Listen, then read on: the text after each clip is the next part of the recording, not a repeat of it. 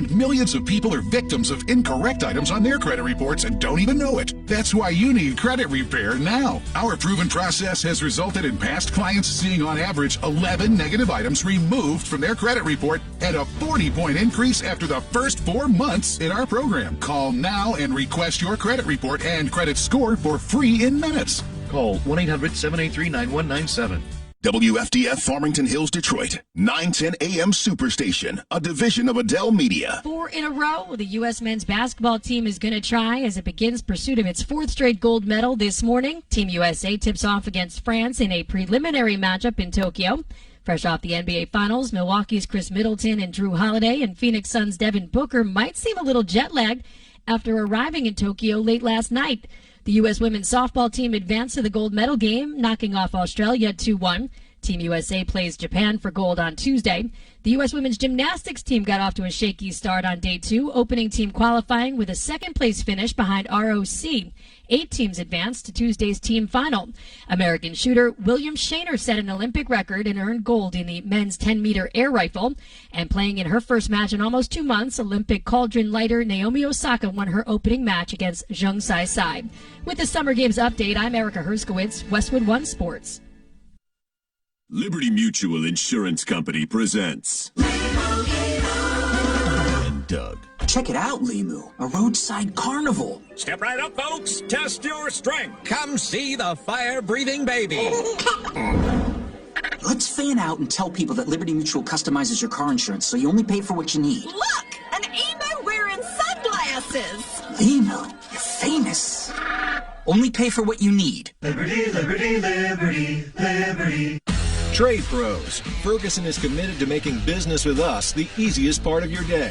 Ferguson.com is designed to help run your business from the office to the job site by making your day-to-day activities easier with 24/7 account access, unmatched online inventory, and on-the-go account management.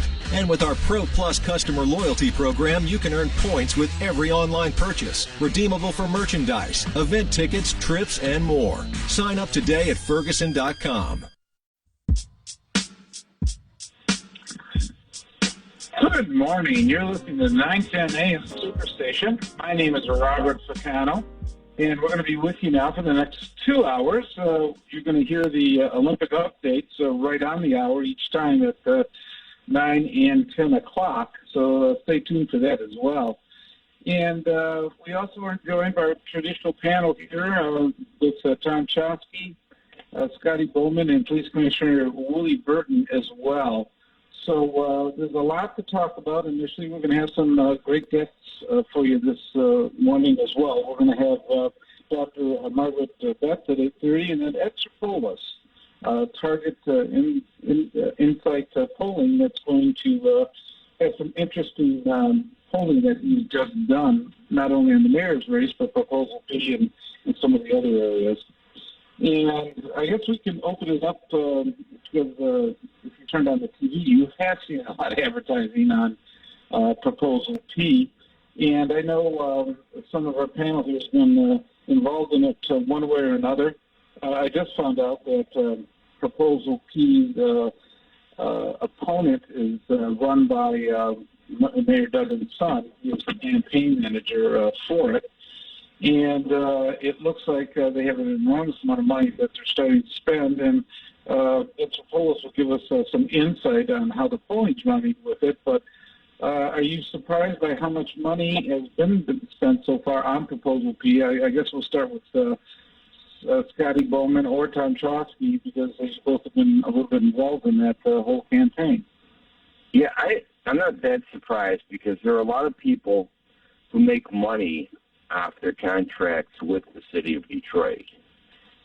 And it's really, I think, those people. I mean, we haven't seen where all the money comes from. I don't think Mike Duggan's son's been pulling it out of his pocket unless he's that wealthy, and I just didn't realize it. But the fact that we have all this transparency built into the revision ideas, and we have certain things that prevent them from making contracts that would go against the charter, that kind of thing, I think, is troubling to anybody who can make money underhandedly from the city of Detroit. And I think that would be the only reason I could really come up with for actually resorting to lies and just pulling things out of thin air to try to defeat a proposal rather than defeating it on its own demerits. The other thing is that we have, as far as the mayor's involvement goes, it is kind of interesting on a secondary level, because what you just told me about his son supporting it does surprise me. That his son would be that core to the whole thing. And the reason is beyond his son supporting it, Scotty, is that his son is running the campaign against Proposal P. Okay, that's what I guess I really meant. Thank you for clarification, though. And so what really I find interesting about that, though, is it really means that Duggan, that this election, assuming he wins it, would not be his final term, that he plans on being mayor for even an additional term in another 4 years, because otherwise it wouldn't really affect him. I mean, he's being elected under the current charter, and if Proposal P were to pass, he would be elected under a charter that is still going to be the same one. So this would be like the next election around, that he would actually be finding that he wouldn't have quite as much power as he has right now, because while it does maintain a strong mayor system of government, it does have more checks and balances on the mayor. Well, bottom line, go ahead. That the Duggan family right now are not on the same page. And what's also another concern is how come no one is holding these individuals with false advertisement about Proposal P, holding them accountable? We got to look at where is, as far as these billboards that's going on saying Proposal P is a problem. We know that Proposal P is not a problem. The problem is that it's false advertisement. That's trying to control the narrative here in the city of Detroit. But the Duggan family is not on the same page. The people of Detroit are saying that we support a charter. We support democracy. How come the mayor is not on the same page with the people? We want a mayor that's going to agree and listen to the people and vote accordingly to the people's interests. Proposal P, yes, on Proposal P is what the citizens of Detroit wants to see. Well, sort of in a quandary a little bit. Number one, the Supreme Court has taken the case of the challenge to Proposal P being on the ballot, and in theory, they can, let's say that if they make a determination that it shouldn't have been on the ballot, and if Proposal P passes at that point, it'd be knocked out, which would be an interesting. I've never heard of that kind of situation happening before. It's possible because the Supreme Court has taken it up now, and they're probably not going to rule until after the election at the rate that it's going, from what I can determine at this point. So if people pass it in August, and they determined that it shouldn't have been on because the governor had concerns, as well as the attorney general, about it, that it shouldn't have gone on the ballot, then you're in essence nullifying the vote of the people if they were to pass it. The biggest pushback I hear about it, though, that you hear from the advertisement and stuff, is that it will bankrupt the city, that it's going back to some of the old ways of how things were funded in the past, and revenue streams that were generated in the past that led to the bankruptcy of the city, and the city's just climbing out of the bankruptcy from the past 5-6 years. So what's the counter to that? I mean, does it have fiscal impact on the budget that the city is going to be facing in the next couple of years? Scotty or Tom or somebody, Well, I don't. The whole thing about the budget is that the proposal doesn't mandate any particular amounts of spending. So I don't think it would, especially since most of what's going to be effective as far as structure happens would have to happen after the next election, because before that point, you would not have the exact same structure and the same people in office and so forth in the same offices. So there's some change in that. And so I just don't think it would really have a big influence until 4 years from now. One of the big things on the horizon fiscally, as from what I understand, is a payment for the retirement fund that is due. Apparently, initially there was some finger pointing between the Duggan administration and the former emergency manager's law firm that set this up through the bankruptcy. And there's a larger amount that the city's got to accumulate money for that for the retirement payment that's going to come up, I think, in about a year and a half or 2 years, which is an enormous amount of money that they got to pay into the system somehow. That's part of it. That nobody's talking about at this point, but could have a dramatic impact on the city in the future. We have some callers that are already looking at this issue a little bit. Ken, you're on. Yes. Yes. Good morning. How you doing? Good morning. Good. I have a question. We don't have nothing in there that's going to bankrupt Detroit. Now, we shouldn't have been in bankruptcy the last time. We shouldn't have went there last time. We didn't have to go in bankruptcy. That was just a move, a play to take stuff from the city of Detroit that they took from us. And I went to every meeting at the for proposal P for the charter.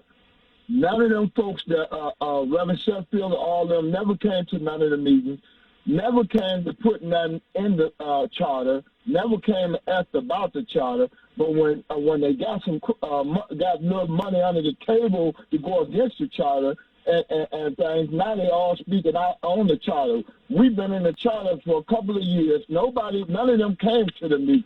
And now they got billboards with their pictures on it and stuff. How can you be for the people of Detroit, doesn't be for the people of Detroit and always going against her, and then get the few black so-called leaders, because they're not my leaders, and speak against things for the people, and then run again, and people won't get out and vote and get them out of office with them that's going against it. All the money Duggan is getting in here is going towards the millionaires and billionaires to build stuff in the city. They ain't put none in the city of Detroit. I say East Side by Chrysler. They give you a couple of dollars and think you're supposed to be happy after they done closed down St. Jean and took over stuff in the city of Detroit. And it's sad that black folks are sitting here letting this stuff happen that's in leadership. And then when they run and say vote, we need Duggan out of there and the rest of them out of there because they're not for the people. And I'm in my 60s, so I'm not a young folk.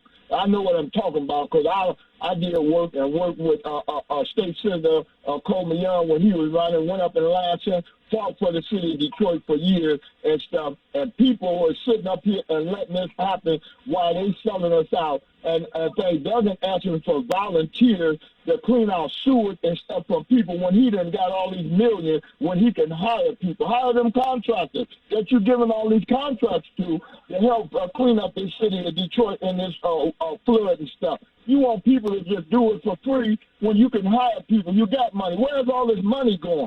There's nobody speaking on that. Everybody is quiet. Charlie the Duff spoke on stuff, and they got rid of him on Channel 2. Come on, y'all. Let's keep it real. If we don't be real and speak real, I'm real, 100. I'm not going to be. I'm going to tell it just like it is. Ken, if you're a citizen in the city of Detroit and you have a problem with this failed leadership, we want you to call in right now at 9:10 AM Superstation, 313-778-7600. We want to hear from you on Proposal P. Where you stand? Ken, are you still on the line? Ken? Okay. We have other callers. Brian, you're on. Yeah, thanks I'm glad Kenny is saying the names. That's all I want. I want all of the names to be said somebody, Richard Mack, somebody call in and give all of the names of the people that's supposedly, starting with Reggie Reg, Horace Sheffield, and any other person, and then let's find out where the money is that they're getting and why. Because this is a shame. The sad part about it, Bob, is this is being allowed in front of these people's faces. Here's my big one. The Devos Center bothers me because you still got Nicole Small. Everybody that's still in that Devos Center, it has to be some type of big controversy. How could all of them be in that Devos Center? From Nicole Small, they just said she's still over there. She still got an office in there. How? In other words, I'm trying to see an argument every day about what Horace did behind these people back, and that's what's not being talked about. Think of all the people that call in the 910. About 50 of them is in that Devos Center. So it's got to be a hell of a controversy going on about this. Reggie Reg and Sam Riddle, that's the biggest monkey show of all. Sam was having him on all the time. Now you got Sam bashing him. You got Sam bashing the former mayor. Bob, I'm the type of person I just don't like that my people is fighting on 910. But when you mention something about it, you shut down. And then you got my man acting like he's doing a hell of some type of TV stuff. You got to slow down, Willie. We all hear this. You don't have to ask people what do they feel about this, man. This is too serious to be acting like it's a game show, bro. I don't like what the police commission did to me because they took my business. And we'll never talk about that because I know the names that signed off. And when you try to tell me, Bob, what I don't know, I got paperwork on what the chief and all the police did to me. So I got a vested interest on what I lost in Detroit, my business and my music. And you better, whoever it is, better not say nothing about me no more. Period, because I lost too much. Okay, we appreciate it, and thanks for expressing your opinion here. Next up, we have Marathon. Marathon, you're on. Hey, enjoying the show.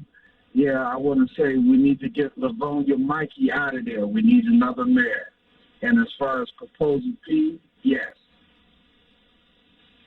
This call brings up an interesting point on something I had just recently come across about Livonia Mike, because, and I don't know if the voting data seems, when I read the voter files, it strongly suggests that we also have Troy Anthony, that we have, that it looks like, and I mean, so if someone can correct me, I'd, be open to that, but it looks like on the 9th, it will be 2019, is when Anthony Adams got registered to vote in Detroit, and before that he was registered for a number of years to vote in Troy, Michigan. Okay, well, 2019, I think that the city charter said you have to be a resident for a year, so he would qualify, and Duggan faced the same issue initially, too. In fact, that's what I think initially knocked him off the ballot, was the residency. Legally. I'm not saying that legally means anything, but as far as people who are bothered, I mean, because obviously, it's been a long time since that happened with Mike Duggan. So if you're still saying Livonia Mike now in 2021, then it seems like even residency in another suburb that long ago matters. Yeah, well, people are conscious of it, but I think we'll discuss it a little bit, too. You saw by polling today in the Free Press that they just had is that people have real issues they're concerned about. And one of the shockers of the poll was that they're more concerned about crime than they are about defunding the police. So a lot of these protests and things that you saw over the summer may not have the same cachet as what the people or the citizens are really concerned about. If this polling is accurate, they're saying they're more worried about their public safety than they are about, defunding the police in this particular time. The top issue in the polling for Detroit citizens was education, according to the poll that just was published today in the Detroit Free Press. And we'll get into more of that with Ed Sarpolus as well. That's part of that. Tom, are you with us here? Choske? Yes, I'm here, Bob. Go ahead. What do you think about this Proposal P? I mean, we only got a couple of minutes before break, but go ahead. And we'll get to Fidel. Go ahead. So, like most of the rest of us, I'm a strong supporter of the changes that it makes to bring more transparency and accountability into our government. I stand with Commissioner Burton on making sure that we're holding accountable the people who are lying, straight up lying about this. I think that Detroit voters are smart enough to know that when rich people are saying vote no because it's in your interest, in reality, they're saying vote no because it's not in my interest. And Detroiters know that the millionaires and billionaires, they've had their say for far too long. Okay. Well, we're going to go to break here. We're going to be right back. We got a couple other callers that are on, and we'll talk a little bit, too, about some of the police actions that we saw as of late. And we're having Dr. Margaret Betts will be joining us at 8:30. So you're listening to 910 AM, the Superstation. We'll be right back after these few words.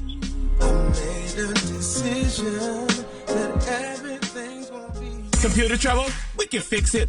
All About Technology is factory certified to service and repair all of your computer needs. Call us 313-218-4888. That's 313-218-4888. We're all about technology. Visit Central Park Deli today and receive 10% off any purchase when ordering from our mobile app and enter promo code 910AM. Our new menu items include gluten-free wraps, spinach wraps, fried spicy buffalo cauliflower, and sweet potato maple cheesecake. Don't forget about our always delicious Seiginsberg corned beef, our fresh hand-patty charbroiled 100% premium beef burgers, and our homemade teriyaki stir-fries. Central Park Deli has curbside service available and DoorDash delivery. Come visit us today. Hi, this is Vonda, Vonda's Law. Have you or your family members been seriously injured in a car accident, charged with a crime, convicted of a crime, denied an insurance claim, going through a divorce, need a will, and more? Give us a call today at Vonda's Law at 1-833-VONDA-LAW. Again, that number is 1-833-VONDA-LAW, and let us fight for you.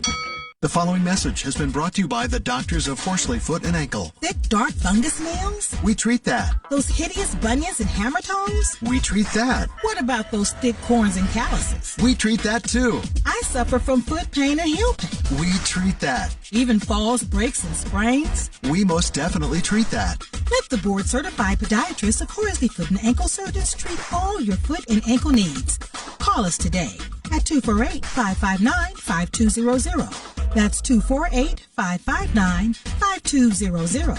Horsley Foot and Ankle is Metro Detroit's premier foot and ankle specialist. Make your appointment today. Call 248-559-5200. Diabetic feet? We treat that. Painful legs and cramps? We treat that. Numbness and tingling? We treat that too. Horsley Foot and Ankle treats it all. Make your appointment today. Call 248-559-5200. If your laptop or desktop isn't working or needs updates, call All About Technology. We'll fix it. Call 313-218-4888. That's 313-218-4888. We're all about technology. 910, the Superstation, the oldest radio station in town since 1922. The views and opinions expressed on any program are those of the producers and or the persons appearing on the program and do not necessarily reflect the views and opinions of 910 AM Superstation or Adele Media.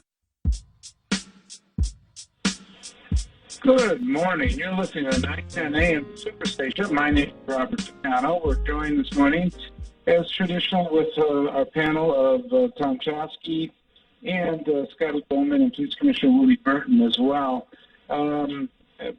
Before break, we were talking about Proposal P and its passing or not passing and some of the ramifications of it.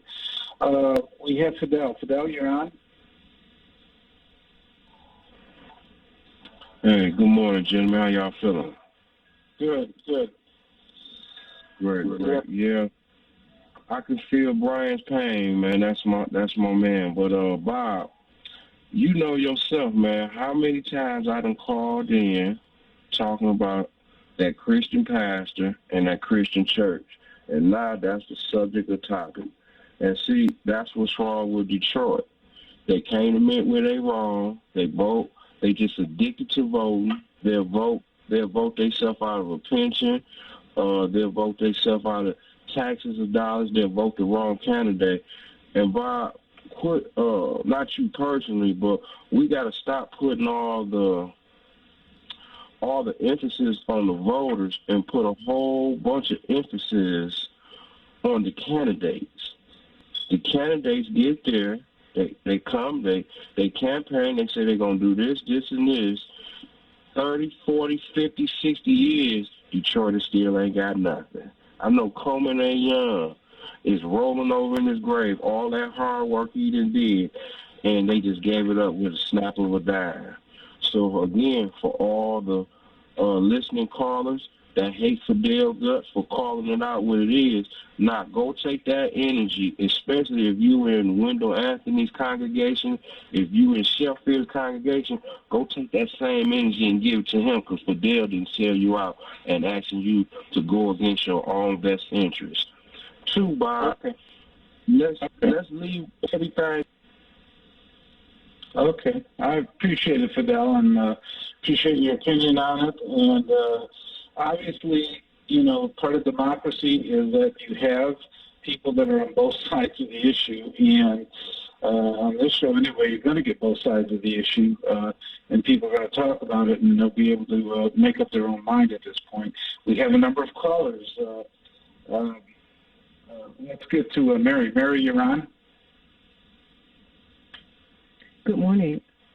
Good morning. Based on my listening to the radio and people who are among either a clique or a clan, that when Mayor Coleman Young left office, Detroit was not broke.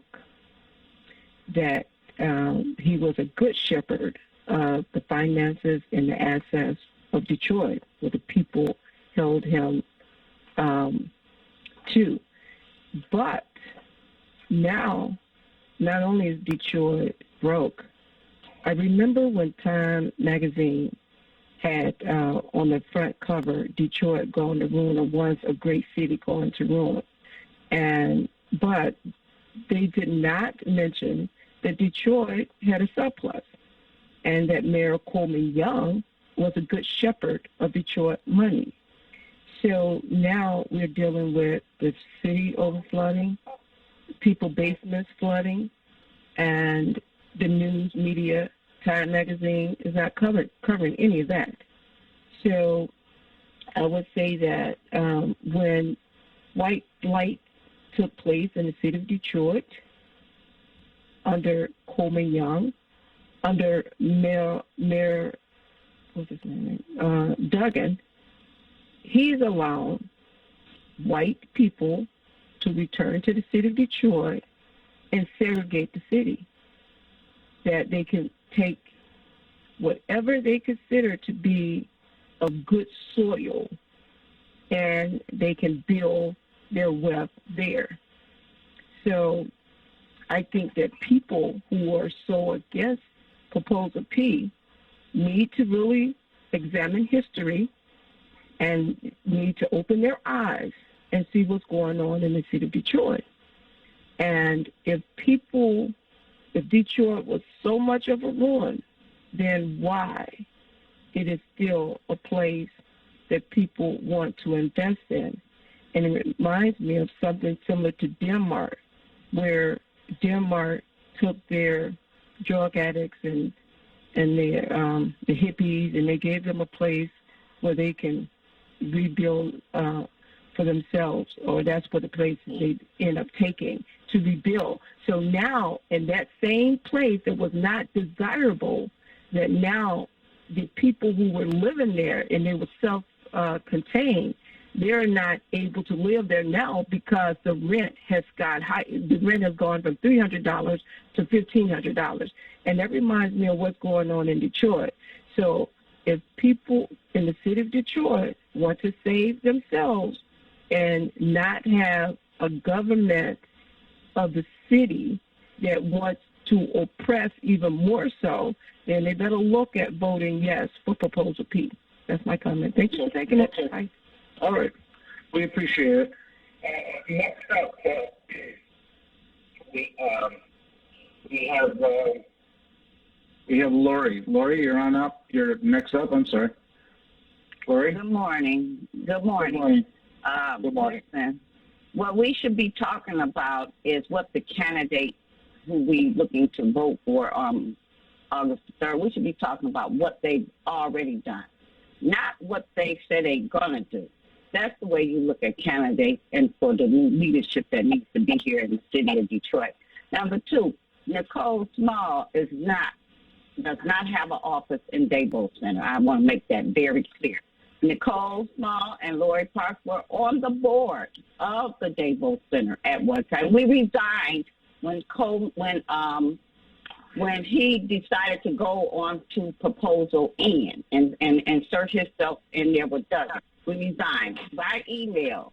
He responded to the email, so we are no longer on the board. So whoever got that in their head, they need to remove that. Also, Duggan was the treasurer of the EAA. We had billions in surplus when he was the treasurer of the EAA. 3 months after that, we were in a deficit. So people need to learn the history of this person. Listen, we went over to the Manoogian Mansion a couple of weeks ago, knocked on the door. Cobwebs is on the door, so we know nobody is in and out of there. The police answered the door. So he's inside. If he knows that people are coming over there, I'm sure they got cameras and everything up.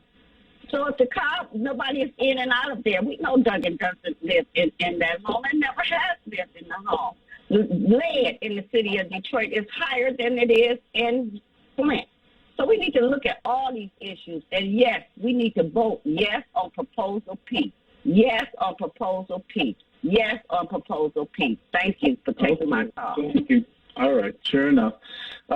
Just a note, because the front door of the mansion doesn't look like it's that active, most of the time people that are familiar with the mansion will go in and out to the back door, including for security purposes. They know how they transport the mayor and things like that. So not seeing activity at the front door may not necessarily mean that nobody's there or actually using it at that particular time or during this last couple of weeks. Also now we have Reggie. Reggie, you're on.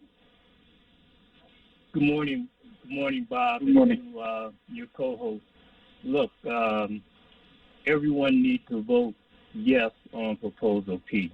We know that this is an issue of race and control. Detroiters United LLC is hosting a candidate forum titled Making the Cut, July 31st, 2021, 3 p.m. to 5. You can contact Detroiters United LLC, 313-399-8290 to get the link, the Zoom link. This is a great opportunity for candidate and voter exchange. The questions can be directed to Reginald Amos at 313-399-8290. Again, this is a candidate forum. Certified candidates and write-in candidates can be on the candidate panel. So we have to have radical change. We have to remove every incumbent, the mayor, the clerk, and every council member that's still sitting on the Detroit City Council. Again, vote yes for Proposal P. Is that the number candidates call too? The one you gave? The number you gave, the 399-8290, is that the number that candidates should call to if they want to be on the forum? Absolutely. 313-399-8290. Call that number, and we will give you the Zoom link. Again, that will be next Saturday, July 31st, from 3 to 5 p.m. Okay. We're going to have one more caller before we have our 8:30 guest, and that, I believe, is Jerry. Jerry, you're on. Good morning, Mr. Robert Ficano. Good morning. Good morning, and good morning to your distinguished guest. Mr. Robert Ficano, I just want to say something to some people who they try to play a double standard. They see the truth, but they turn their cheek the other way. I'm over here, Mr. Robert Ficano, your distinguished guest. I don't want people to misunderstand me. The current mayor of Detroit, Mr. Mike Dugan, I'm not his fan, I'm not his buddy, I'm not his whatever. The guy, he's doing the job. But when there are some folks from Detroit, with my respect to them, they try always to mention him as a white boy. This is wrong. This is wrong. And this is, I call it racist itself. They forgot what Mike Dugan did when he was in Detroit, when he saved the DMC from losing a lot of jobs. They forgot that. But they do not mention about the people who they were elected in office, who destroyed the city, who they put the city in a bankrupt. Those people slap on the hand. I'm sorry to see some people that are very hypocrites.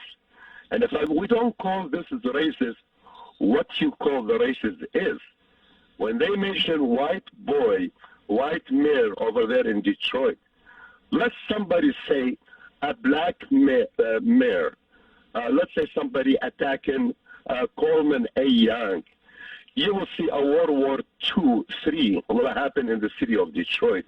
They will call everybody white supremacists, white racists. We love everybody, black and white and blue. But my people, my brother and sister in Detroit, let's stay away from those negatives. Let's live together. When current Mayor Mike Dugan bringing white people to Detroit, we should appreciate that because he tried to build Detroit and put Detroit back what it was, 1 million plus residents. Look to our population, it's 700,000. I'm sorry, Mr. Bob Ficano. Thank you for taking my call, and God bless you. Jerry. Appreciate it. Thanks for you sharing your opinion. Okay, we're shifting gears a little bit now. We're going to have Dr. Margaret Betts join us. She's a former school board member as well. And one of the issues that we want to talk to her about is the new Delta variant that is spiking apparently not only here in Michigan, Detroit, but also in the United States and has spiked throughout the world. So first of all, I want to welcome to the show Dr. Margaret Betts. Thank you for joining us this morning. Dr. Betts, are you there? I know she was on the line. Dr. Betts? Okay, well, while we reconnect, looks like one of the areas that go ahead, Dr. Betts. Dr. Betts? Okay. We're going to try and have the producer try and get her back on the air. Okay, yeah. Apparently we've disconnected. Just back to the panel a little bit then. It looks like vitamin or that proposal P is causing quite a bit of controversy. Like I said, Ed Sarpolus is going to help us with some of the polling that they know about it.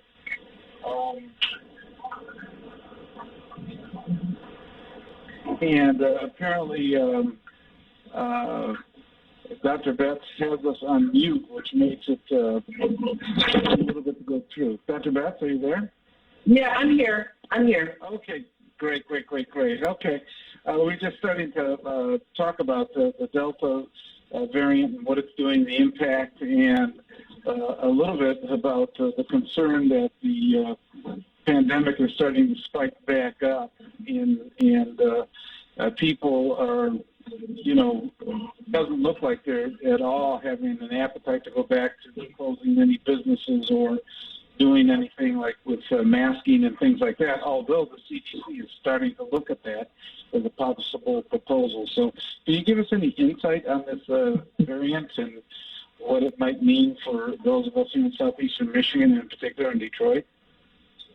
Well, certainly. Thanks for having me on. And if I caused any confusion, I do apologize. There's been a major concern about the coronavirus since we heard about it back in February or March of 2020.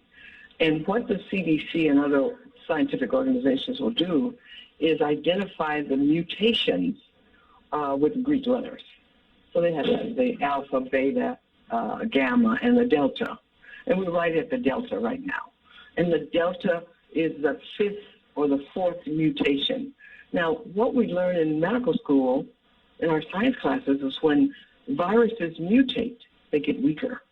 We still have SARS-CoV-1 and the H1N1 in our community or in the world that's causing flus, but nobody talks about them. The Delta virus is one that they saw in India, and we all watched in horror as they burned bodies and had these massive graves, and sometimes no graves at all because they didn't have anywhere to bury them. India has 1 billion people, and its land surface area is 1/3 the surface area of the United States. And we know that the coronavirus is a respiratory virus. It's a virus of opportunity.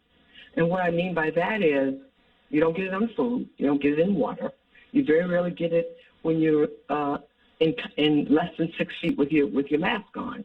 You get it by respiratory droplets from one person to another.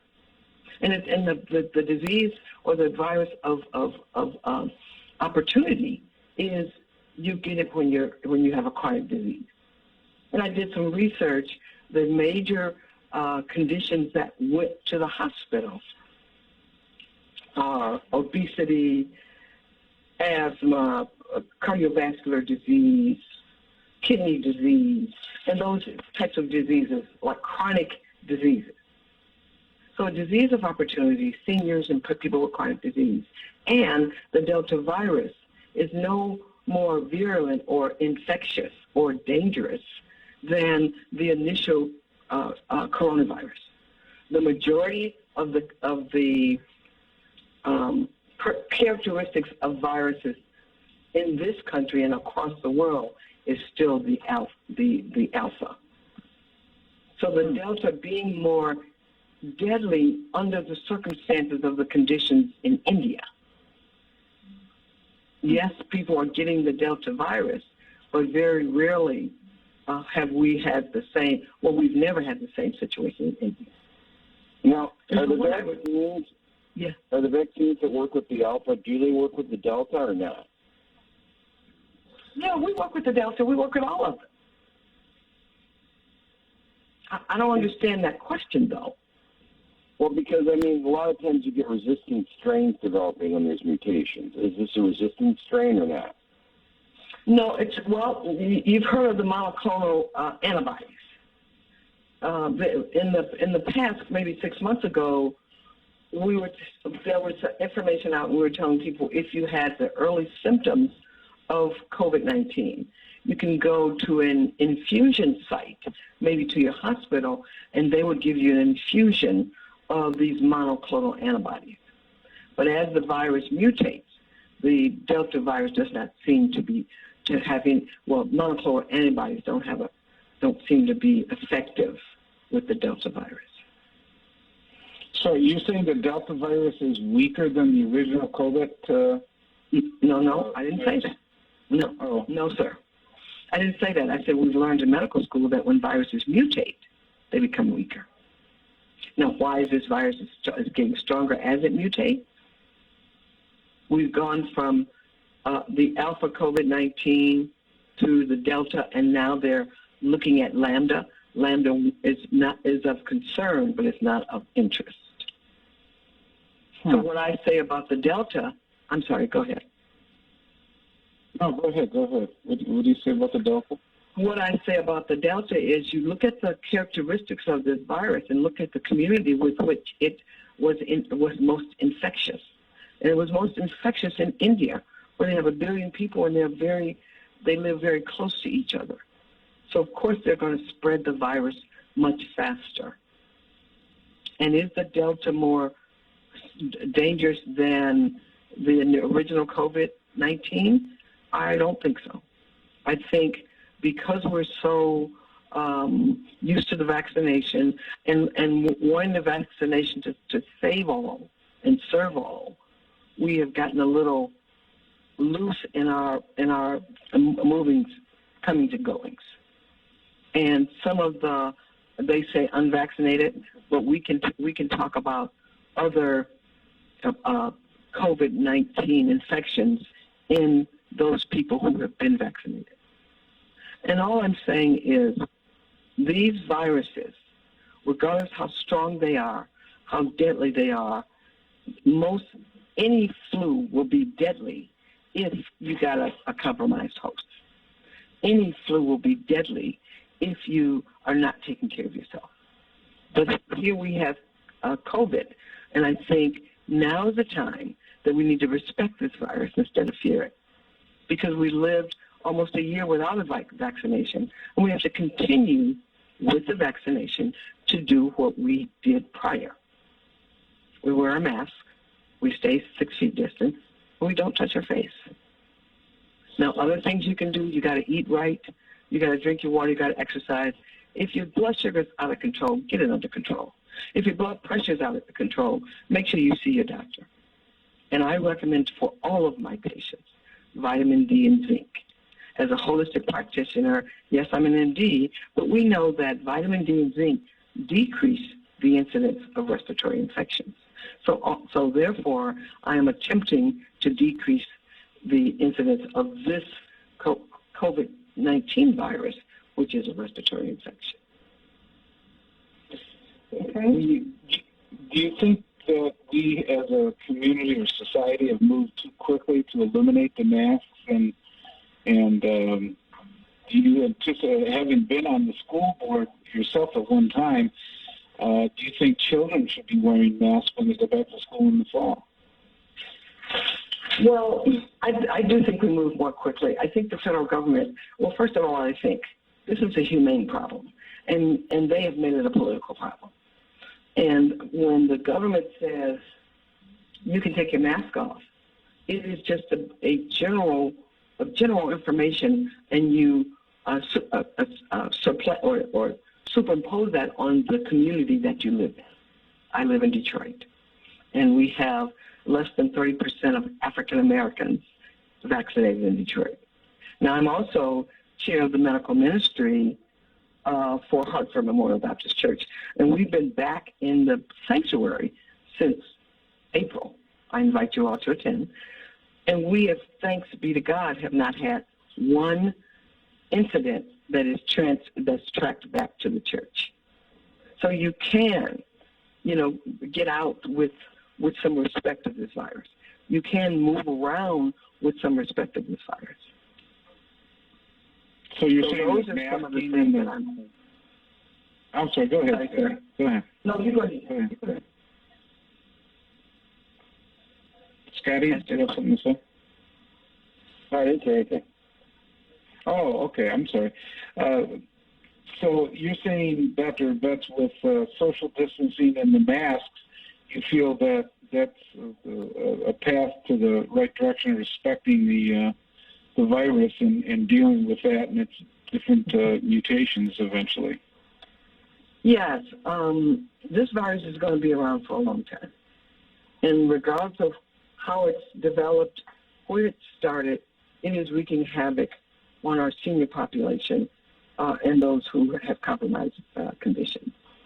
Wearing your mask, because it's a respiratory, it's transmitted in liquid form or in the respiratory droplets, the air that you breathe. When we talk in the winter and we see the smoke coming out of our mouths, we still have that same type of transmission of respiratory droplets in the summer.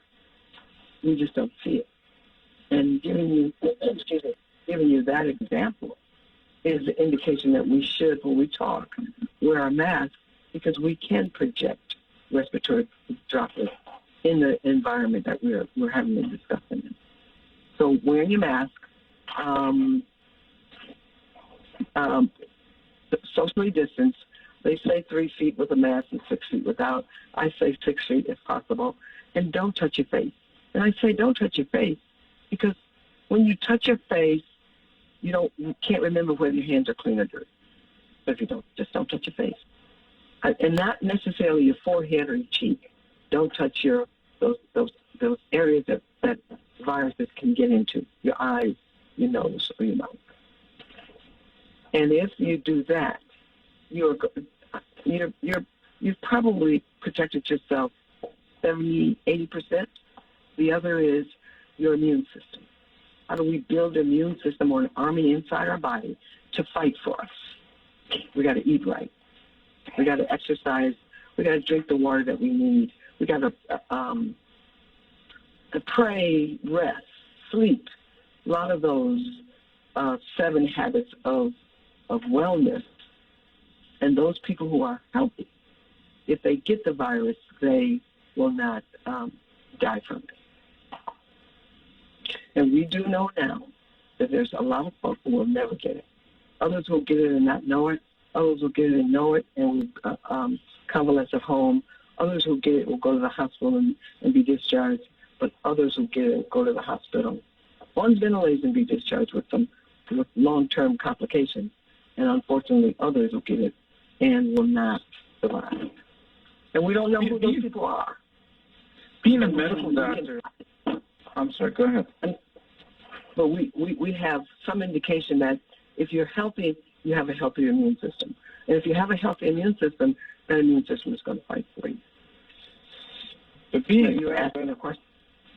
Yes, being a medical doctor, are you frustrated with the low vaccination rate in the city of Detroit and people's attitude that they don't want to get vaccinated? There's a concern that they say the vaccine's too new. We're seeing this play out anywhere from the National Football League, where they aren't, if they're going to start forfeiting games if your team isn't vaccinated to a certain percentage and things like that. Are you frustrated as a doctor in practicing in the city of Detroit with the low vaccination rate that many of the citizens have right now? Well, certainly I'm concerned of the low rate because I don't want it to go higher. But I am more frustrated in the continued health disparities in this country, and especially in Black and brown communities. That is the issue that we should be talking about. And when we hear, because I've heard, 10, 15, 20 concerns from people in my office why they won't get the vaccination. And I have to respect that, because this country, for all of its worth, it's still a free country. And a lot of the African American community is still suffering not only from the health disparities, but from the unauthorized experimentation that they did in the South. And it's not just the Tuskegee, not just in Alabama. There were over 50, maybe 100 unauthorized experimentations they did across the South.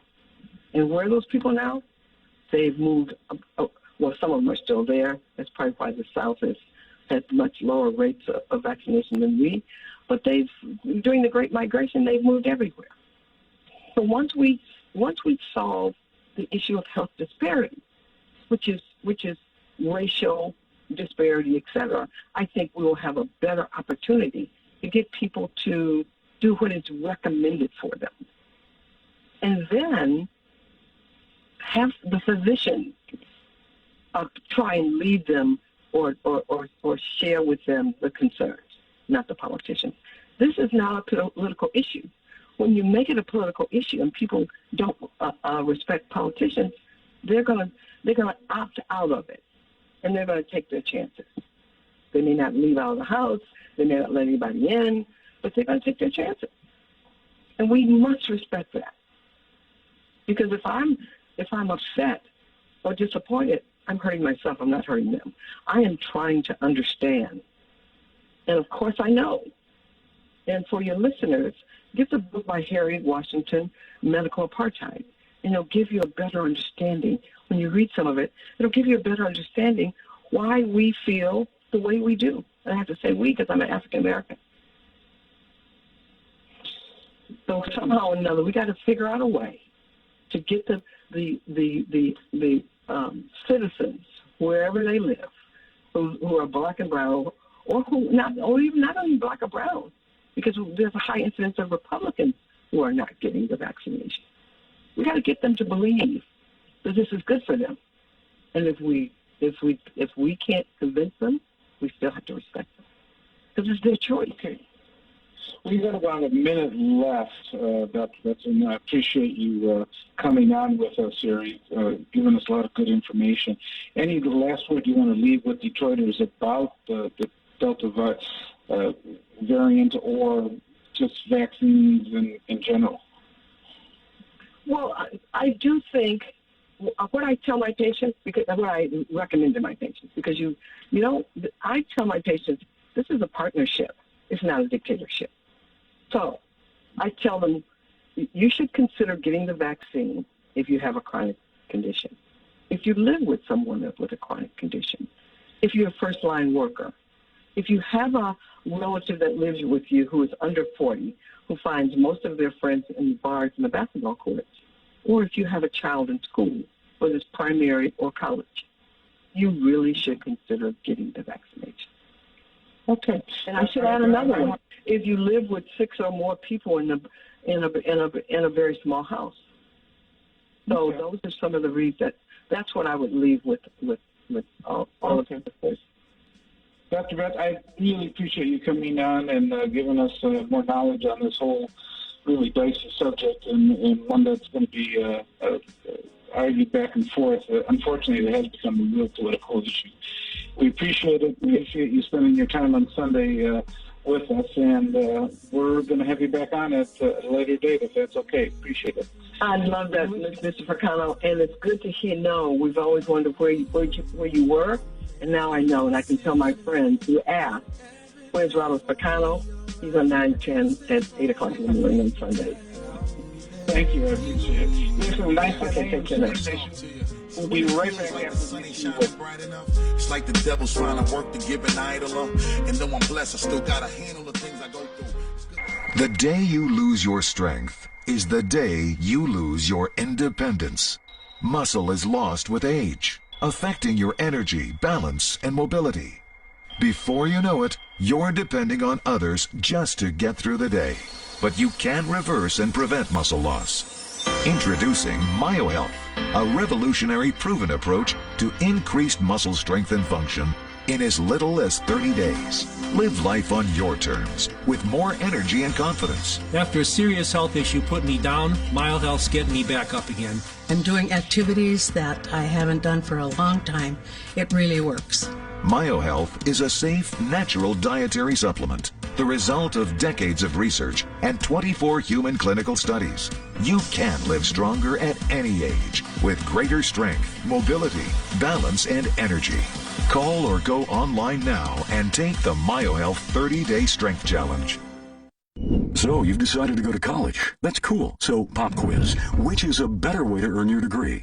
Commute to college and fill your gas tank, get stuck in traffic, drive in bad weather, try to find a parking space, walk a half-mile to class, or learn online at Independence University. In the park on a bench, on the beach on a towel, or on your couch with your kid, your campus is wherever you want it to be. You don't go to college. College goes to you. That's independence. That's Independence University. You schedule classes around your schedule, and all your supplies, including a brand new laptop and tablet, are included with tuition. At Independence U, you'll learn from professional instructors with real work experience. You'll get personal support in school and employment assistance when you graduate. Get your degree, but keep your life. That's independence. That's Independence University. So if you're really smart, you call now. Call 1-800-556-7791. Independence U for an independent you. Call 1-800-556-7791. Are you getting the most out of your Medicare plan? Are you sure? Many people with Medicare are eligible for plans that include extra benefits in addition to those found in original Medicare. Benefits like dental, vision, and prescription drug coverage. Call now to see if you're eligible to enroll. The consultation is free with no obligation to enroll. In addition to hospital and medical coverage, at no extra cost, you could also get coverage for prescription drugs, dental, hearing, vision, and more. In many areas, plans with benefits are available with $0 copays for many services, $0 monthly premiums, or $0 deductibles. That's hospital, medical, prescription WFDF drugs, Farmington Hills, Detroit, 910 AM Superstation, a division of Adele Media. The views and opinions expressed on any program are those of the producers and or the persons appearing on the program and do not necessarily reflect the views and opinions of 910 AM Superstation or Adele Media. To have great original shows and movies, time to have Hulu. It's prime time in Tokyo on day 2, where the U.S. men's basketball team is taking center stage as Team USA begins pursuit of its 4th straight gold medal, squaring off against France in a preliminary matchup this morning. Right now it's halftime, and the U.S. leads France 45-37. Bam Adebayo leads Team USA with 10 points. The U.S. women's basketball team knocked off ROC in 3x3 basketball this morning, 20-16.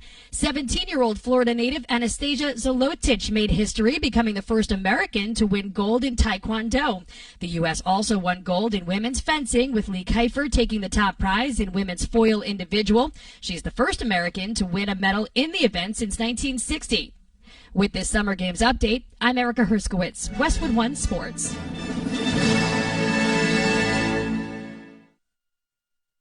Summer of Soul, The Handmaid's Tale, Pen 15, 9 Perfect Strangers. There's no time. You need to watch Hulu Originals now. Original shows and movies really good. Lot good. You watch now. No time for grammar. Have to watch Hulu Originals. I'm coming home, baby, now. I'm coming home now right away. When you have to watch, you have to watch. Time to have Hulu Originals. Hulu subscription required. Visit hulu.com for plan details. I'm coming home, baby, now. Progressive presents an interview with your upstairs neighbor. Hey, it's Rick from upstairs. Yeah, I take it seriously. When I play R&B at 1 in the morning, that's me saying, hey, I'm here for you. And I enjoy repetitive bass lines. I only use expired batteries in my smoke detectors. Nice, right? Yeah, upstairs neighbors help people forget their troubles. Give them something else to focus on. Ooh, want to see how high I can jump? Progressive can't save you from your upstairs neighbor.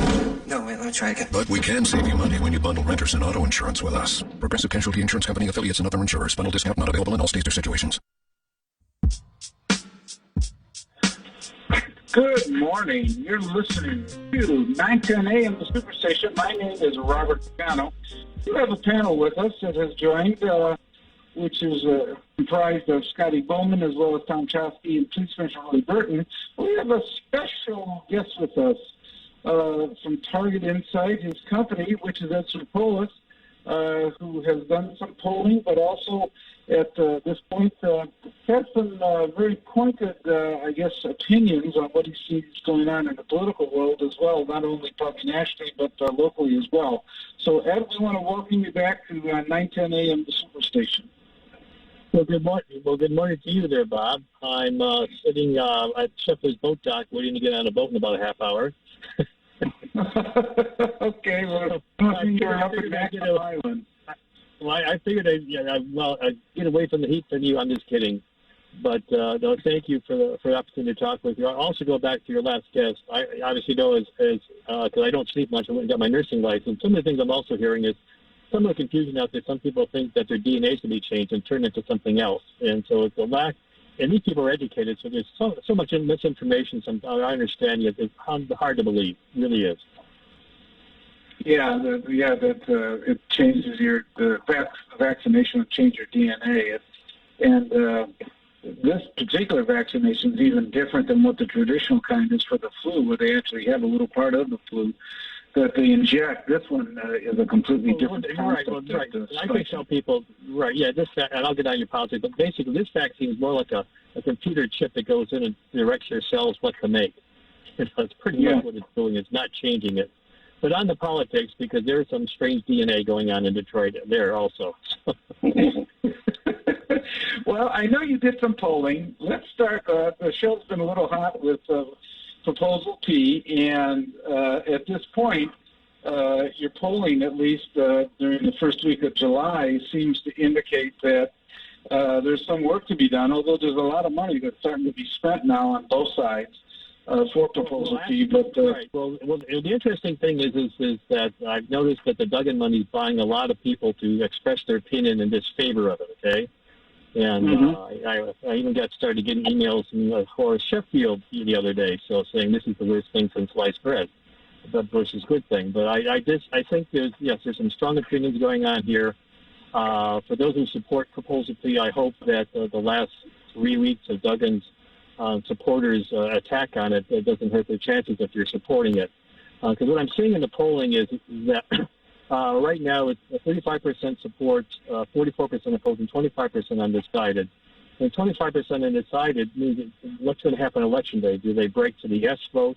Do they vote, move to no vote, or do they still vote at all? What's important thing for your listeners is that when there's a large undecided, if they break, they do two things. They vote. They don't vote because they don't understand it. If they vote no, it's not because they're against your proposal. It's because they want status quo until someone explains to what it is.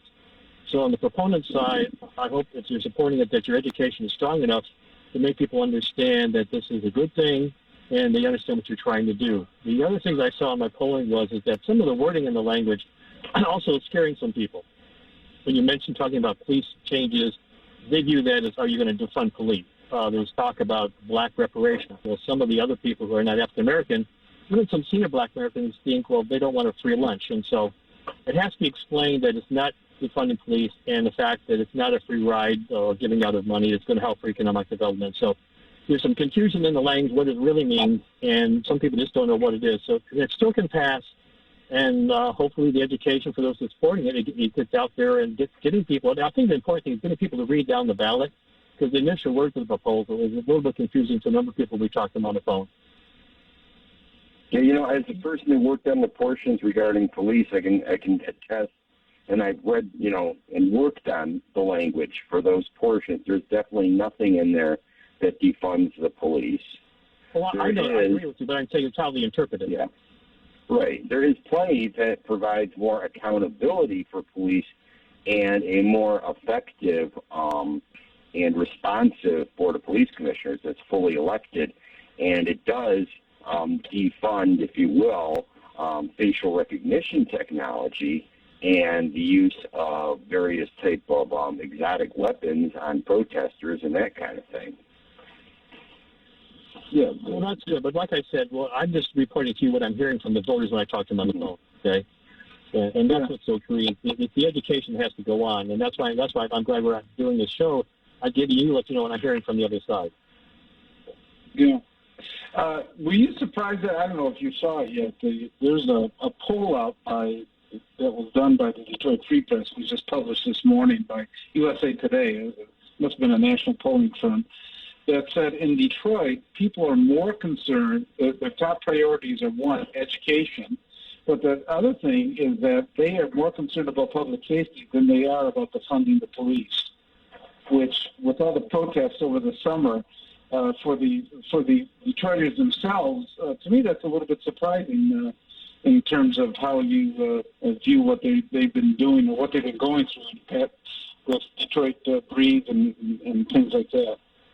Well, the question was worded is because I do polls on it regularly, so I think the way the poll question sort of push education to the top and the police issue, because the Wayne State poll, the poll that I do every month, yes, police issues and safety is there, but education's there, but it's more about jobs and the economy than even about education right now because they're hurting. And when you talk to people, what they're looking for in a candidate for office, they want to know, what are you going to do for me in my community and all that kind of stuff. Education's at the top. But the other thing on police issues, the fact is that since I've been doing polling on the police, and because I did a poll with you when you're part of your county stuff, is that people view police, if you're black or white, you either respect the black or white officer or you don't. There's not a racial issue. It's either respect for both or not. And I think the Free Press question, USA Today, I think is a little bit way with word because people, yes, are concerned, but the primary issue is still jobs and the economy in this city.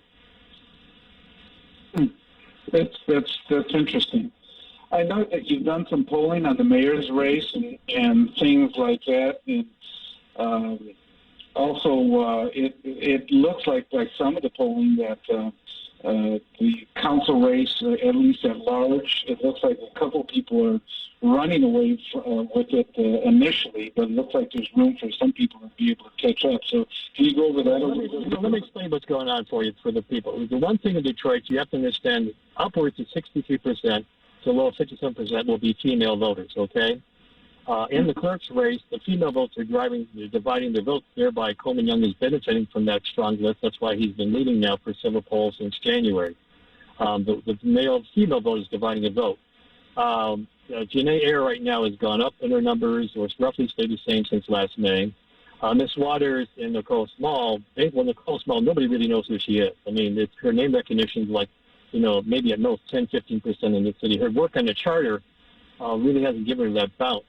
And so that's the reason she's at the bottom. Mary Waters, right now, from talking to some of the people campaigns, a question of funding. I think if she had more funding, because she is well respected in the city, the question is, can get her voice out there.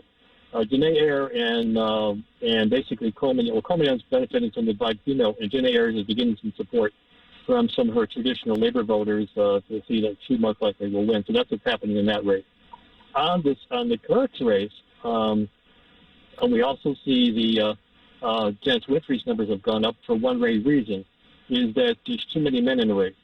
Michael Richard, who was basically moving up 15% and up, was doing very well, was moving very close to taking numbers forward. But the bottom line is that Campbell, there's a big investment of dollars in the more progressive communities in the community, and basically that's dividing the male vote. So basically Kimber Walker now may have a shot now to take second place. Richard had an opportunity to stay second place, but the male vote's being divided. That's what's happening in that race. And then in the mayor's race, the question is that you talk to the candidates, other than Anthony Adams, the other candidates really have not had the funding, and nor are they making news. Anthony Adams is beginning to talk about issues, but as I have talked with many people, including the private campaign, there's the fact that trying to slide through the primary can hurt you for the general. And Bob, you ran for office. Waiting till after the primary, basically you're going to allow Mike Duggan to dump his millions on you, and you're not going to be heard. And so the concern for me for Anthony Adams, because he basically is likely to get through into the second place, is the fact that he's sort of not defining himself in the primary, which may hurt him in the general. That's interesting. What if you were Anthony Adams, what would you do right now trying to get more attention? Mike Duggan, take on Mike Duggan directly, deal on some issues. He's trying to steal Joe Biden's funding with the ARP money. He's trying to hurt Proposal P because he wants his version of money to help out. And he's also, so the bottom line, Duggan right now is trying to define the thing, and Anthony Adams has to take him on directly and make news. I just don't see him taking them on directly enough. I mean, some of his supporters are doing more attacking Mike Duggan than Anthony Adams himself. I think that's important. One more thing here, I think that's important to your listeners. Another note before I get about it is that, as you know, it's basically all said that James Craig is going to run for governor, okay? The Republican Party has been funding his campaign. I won't mention who in the Republican Party, but they want to anoint him in September on Mackinac Island that he's their choice. What's amazing, after serving 8 years in the city of Detroit, he also tested James Craig against Whitmer in Detroit directly. Right now in Detroit, after 8 years being in the city, only 14% are willing to vote for him from governor, and Whitmer is at 83%. So despite being here 8 years, there's very low support, and his 14% is no better than where John James was 2 years ago and 4 years ago. And in the city, basically either with Bill Lucas back when he went for governor, or Keith Butler back in 2006 when he was running as a Republican in the Republican Senate primary. So James Craig, this can't assume because he's African American, he's in the city, that he's going to get Detroiters vote. There's rumors that Betsy DeVos might jump into the Republican primary. I don't know if you've heard anything about that. Well, yes, there's been some talk about that because, as you know, Candace Miller basically said she's not going to run. She would win the race automatically against Whitmer if she did run. Kenneth Miller said if she may consider would be to run as lieutenant governor so she can go home at night. Okay. But you got to remember, Betsy DeVos is not in agreement with my impression with Ron Weiser, the chair of the party, backing James Craig. And as you know, that Betsy Voss has taken on John Engler in the past when he was sort of the governor and stuff like that. So Betsy Voss, like her, well, basically, she believes politics is a religion. It's not a business or it's a partisan thing. So I can see here, she says she spends millions of dollars every year on the election cycle. So I'm assuming she says, like, I don't like what I'm seeing. She's got the money, and she was a big, initial supporter of Trump. She thinks she owns the money in the state. So I can see her running. I really do. People forget that, or I guess to remind them that her husband ran against Jennifer Granholm in her second term. Yeah. And, he's the man to pretend he was making $30,000 here drawing a medium-sized car, and he was the people's person. Yeah. Well, outside the city of Detroit, Governor Whitmer, it looks like, do you think it's a battle, or is her as an incumbent Democrat going to... well, here's what the bottom line, people think. Whitmer is basically, even weak in Detroit, if you take other candidates, Gretchen Whitmer has to spend more time in Detroit. You have more. She doesn't have the effective representation representing her in the state in Detroit or the county. You know that, you've been hearing that yourself from a lot of people like that. So she's weak at all. What's causing problems for Republicans is right now, and you talk to like Bill Ballinger, which does what I do, they don't have a farm team that's strong enough to take her on. And so Whitmer is definitely beatable. The question is you got to find an effective candidate. That's why Betsy Voss is considering running. Do you think, even with his problems or low ratings, I guess, in Detroit, do you think Craig is able to actually take her on and make a race of it? Well, here's the problem. The fact is that they're starting to take on the state into Trump area. And if they start to find him, as you know, he also has problems in his closet, things that he did, which was not appropriate as chief of police in the city, which have yet to come out. He's got the 2 bankruptcies. So bottom line is that Mike Duggan, Kim Worthy, and the Democrats have got to talk about Jim Craig's past and how close and big supporter he is of Donald Trump. That could have a definite impact, not only in Detroit, but also statewide. Do you think the Republican Party is just choking itself, trying to continuously deal with the former president, Trump, and what it seems like his demands is either you believe that the election was rigged, or you believe in me, otherwise you're out of my orbit. I'm going to go after you. Do you think that's really hurting the party? It really is, because as you know, you're not old enough, even on Burrow on the same day, the fact is that Republicans also did very well when he extended more towards the middle. I know I have made you laugh, but the bottom line is, yes, they are hurting themselves. That's the reason why even Republican side, that if Gretchen wins, is more to what do the fact is that they don't have a strong candidate who's broken away from Donald Trump versus that, Gretchen's such a strong candidate. Now, Gretchen, obviously, she's got like $10 million now in the bank.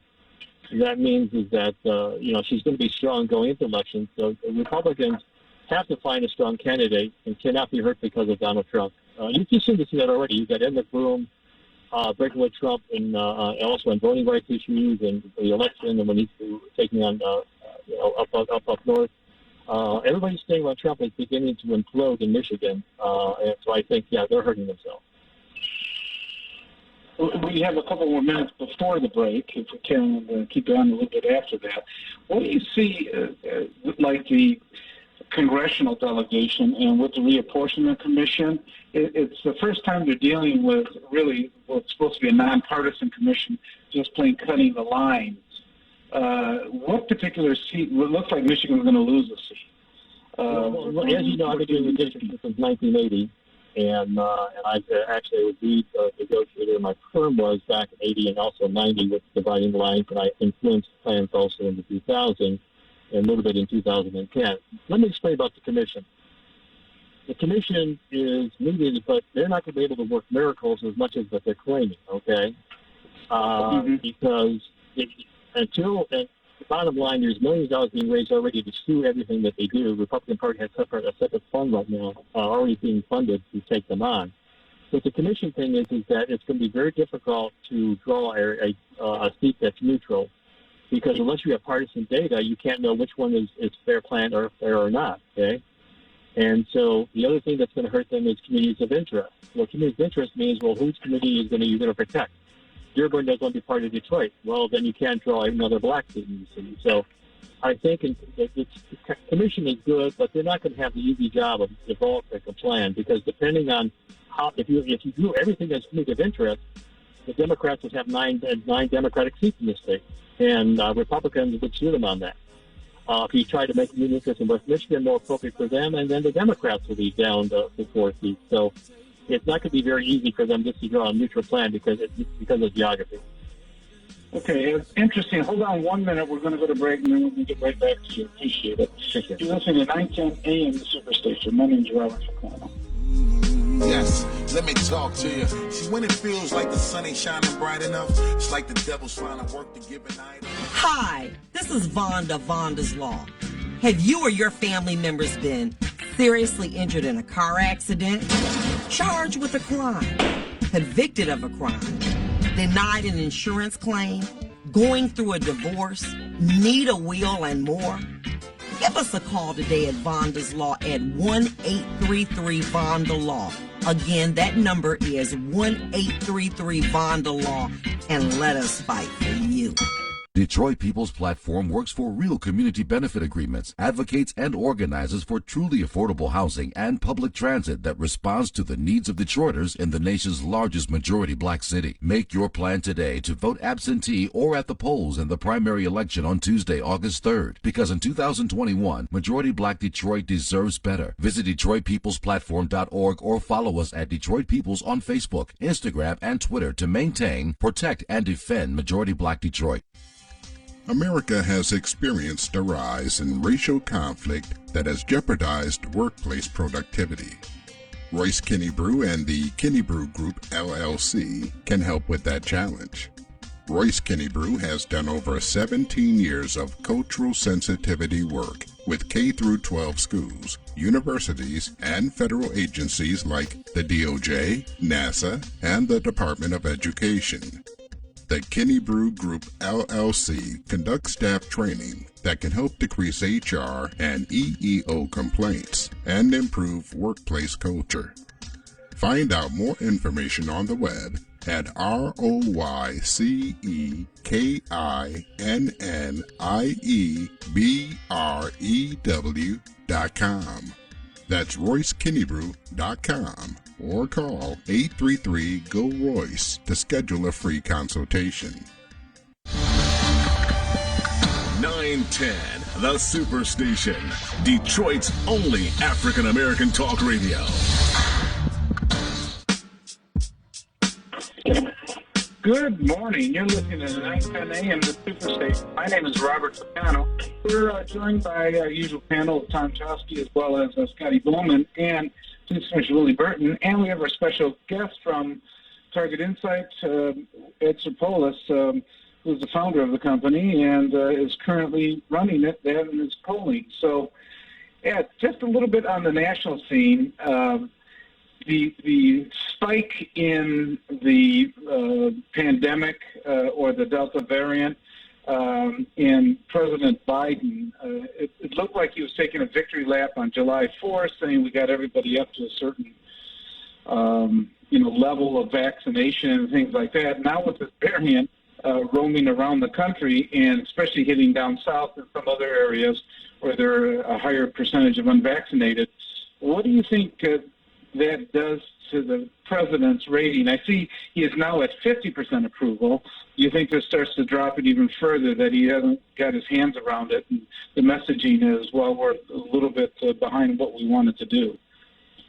Well, I think what he has to do is basically, he has to manage his process. Right now, he's got to pass his infrastructure bill. If he passes that, that will neutralize some of the pandemic problem. On the pandemic side, he has to do what he did when he was running for president, take the lead on the issue, admit that there's problems. And I think if he does that, it'll help him. What's helping him, and maybe in the long term, is you have some Republican governors now, like DeSantis and Florida, who basically oppose him, now saying you got to do these vaccinations. You got the governor from Alabama, okay? So if the Republican governors begin to take on this issue, that will somewhat take the heat off of Joe Biden. But he has to feel that he's focusing on it. He's going there. He's going to the state. But the biggest issue for him, despite saying that, he's got to pass his infrastructure plan. And Republicans know that that's why they're talking about doing the Democratic version of Texas. They want to leave this week, and now they sort of forcing the Democrats can't pass his plan. It looks like to me, it's an interesting concept.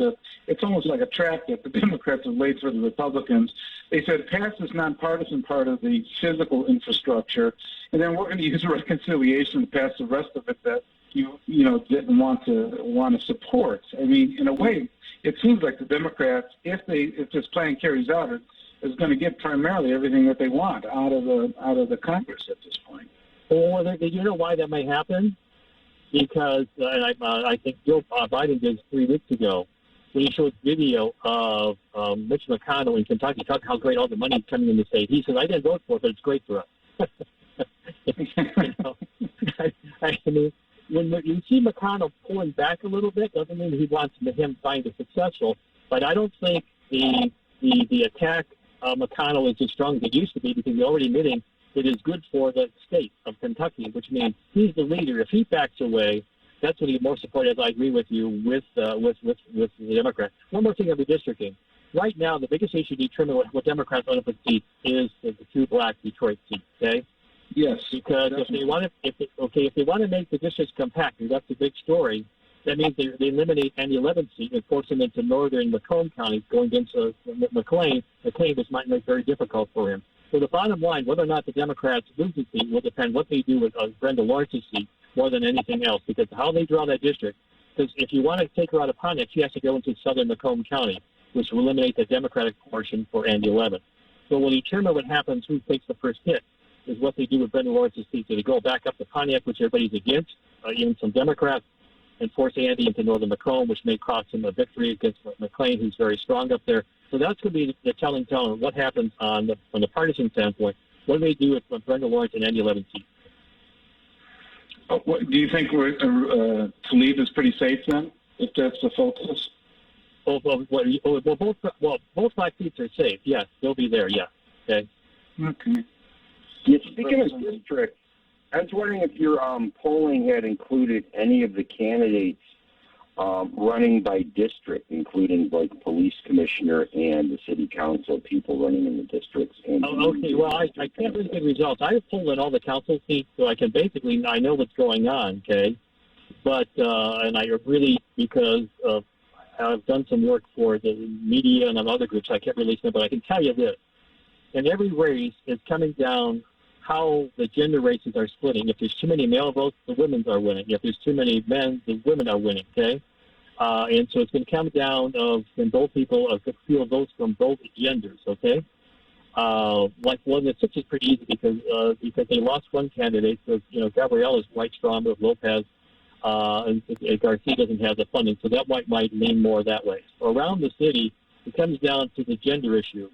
Can you pick up female votes if you're male? And matter of fact, in some council districts, there's already discussion of all the candidates themselves. Who's going to drop out to help the best candidate to win in November against the other candidates that no one really wants to see get forward.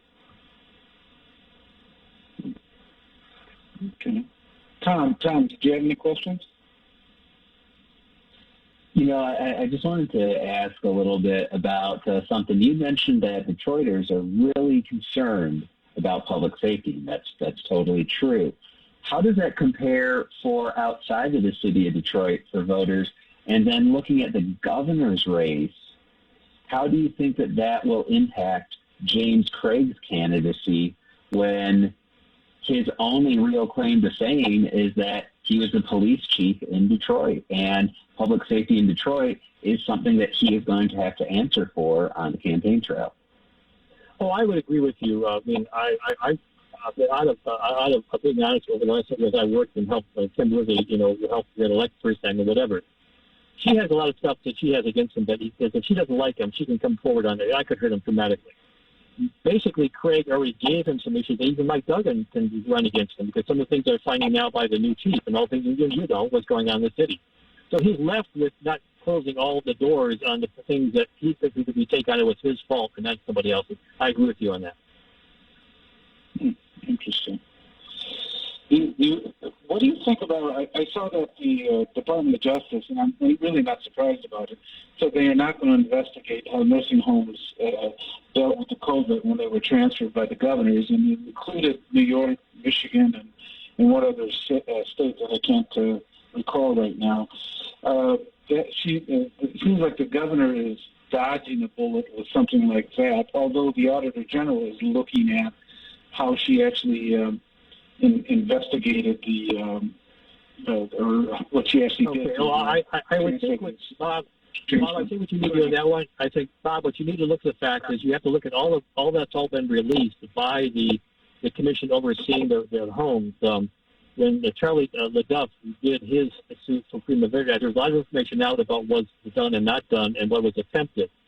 And if you read some of those notes and things that they received at FOIA, is the fact that there was not cooperation among hospitals and doctors and other things to provide the state the necessary information what to do with senior citizens and where to put them, okay?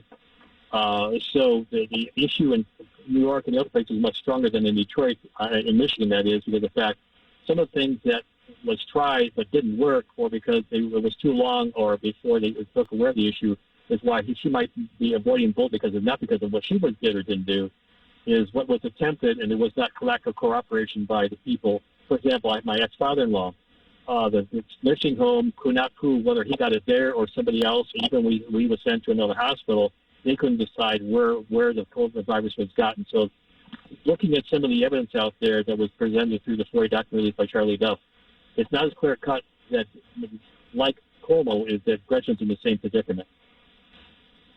Okay. I don't know if you read those, but it's quite telling about what they did or didn't do and how much fault it was at the governor's level. The other interesting part of it was that there's a certain class of the nursing homes that are below a certain percentage, I can't remember what it is, that don't have to report to the state about the COVID deaths. You think of the major ones that report and they go through the analysis. That's true, but even some of the major ones reported that they didn't have a handle on the data. There wasn't enough tracking at the entrance level, when they were departed. So it's a question of accounting for the data, and because when we're here to affect those processes were not set in place.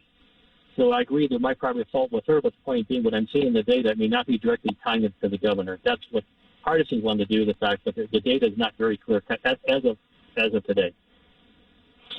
Just real quick, some other state issues. No-fault insurance.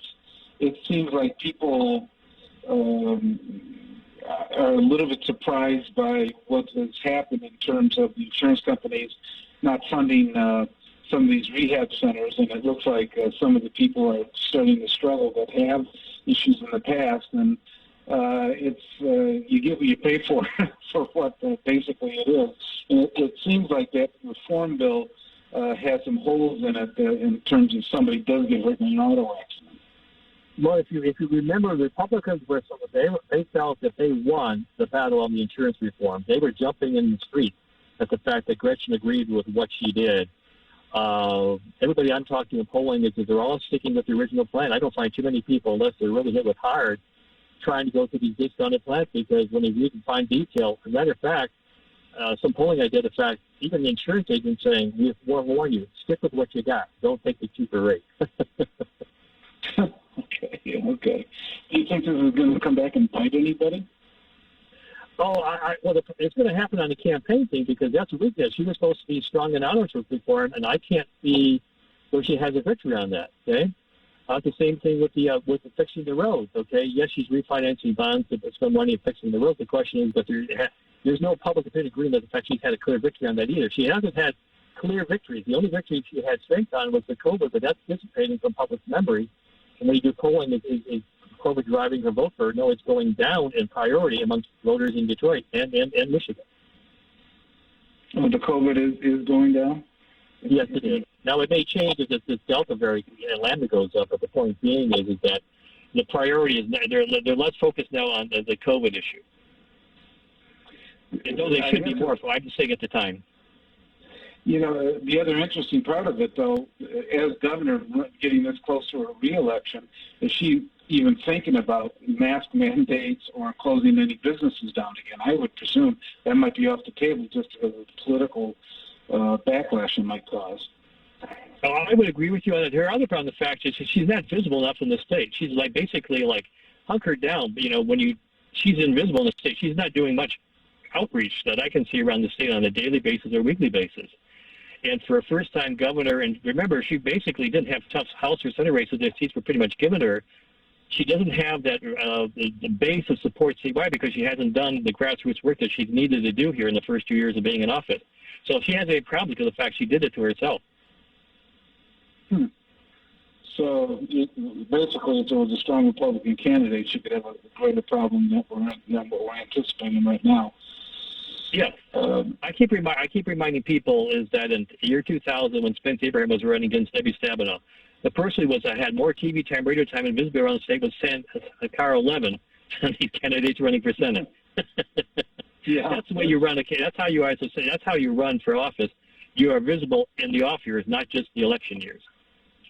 Yeah. And what about just a couple other ones? How about what do you anticipate with Benson and with Attorney General Dana Nessel? Well, the question for Dana Nessel is going to be the fact is that she's got to recover some of the people that she hurt or went after when she first got in office. Okay, some of the negatives that came after her in the Wayne County area because of the fact she sort of went after Catholics, and you know that Wayne County, Macomb County, what are they loaded with, Bob? Catholics. Yeah. She's got some work to do with some of the groups she attacked, not necessarily unnecessarily, but not politically correct in her approach. So she's got some work to do mending some fences. Ed Sarpolus. One of the things that I often say is that I feel that the governor is going to be a one-term governor based off of how black businesses were affected here in Michigan, but also just businesses entirely, but also how she handled this pandemic. Do you feel that she's going to be a one-term governor?